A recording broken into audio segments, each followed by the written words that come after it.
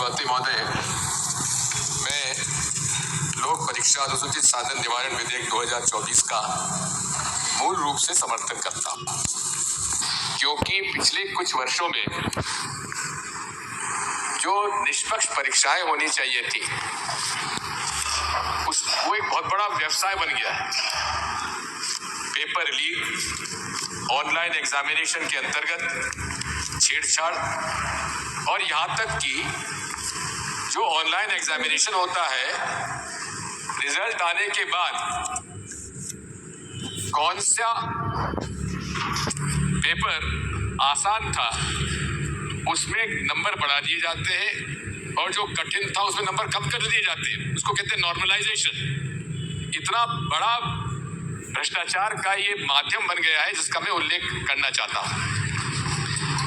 माननीय शिक्षा जो है कॉन्करेंट सब्जेक्ट है, लेकिन ये राज्यों में जो परीक्षाएं हुई हैं, जो रिक्रूटमेंट हुआ है, उसका सबसे बड़ा घोटाला मध्य प्रदेश में व्यापम में हुआ। और साथ में आज तक एक अजीब सी बात हुई कि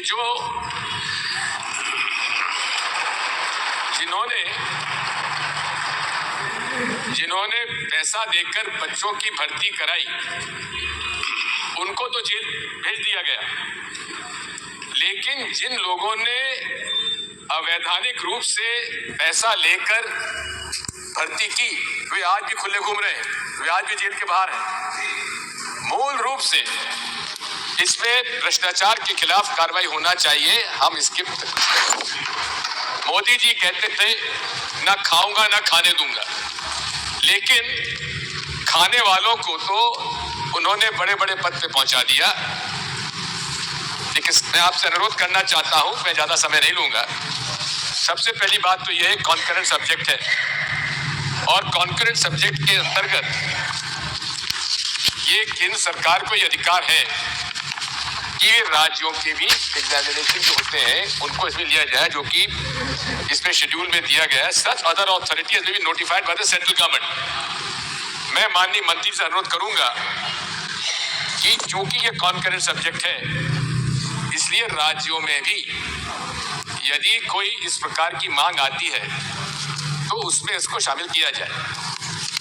दूसरी बात माननीय है, तो दोस्तों ये थे पूर्व मुख्यमंत्री दिग्विजय सिंह जी ने जो है वो संसद में अपने लिए और नॉर्मलाइजेशन के जो चल रहा है मैटर उस पर बात की है कि नॉर्मलाइजेशन के थ्रू जो है वो बहुत बड़े बड़े घोटाले हो रहे हैं मध्य प्रदेश में। तो ये बात कहीं ना कहीं सही भी है कि बच्चे को पता नहीं होता है कि उसके जो एग्ज़ाम टफ था और कठिन था और सरल था, कैसा भी था, और उसके किसी के 10 नंबर बढ़ा दिए जाते हैं और किसी के 10 से 12 नंबर कम भी कर दिए जाते हैं।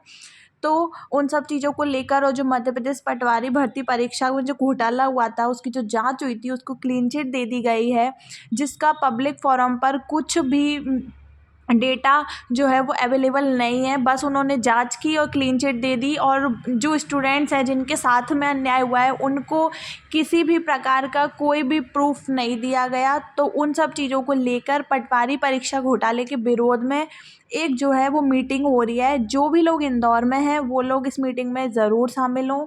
तो ये है मीटिंग, और भोलाराम उस्ताद मार्ग के सामने इंदौर 17 फरवरी 2024 शाम 3 बजे ये मीटिंग है। तो आप लोग ज़रूर आइएगा। और इस मीटिंग के अलावा भी जो भी पटवारी भर्ती परीक्षा के जो घोटाला हुआ है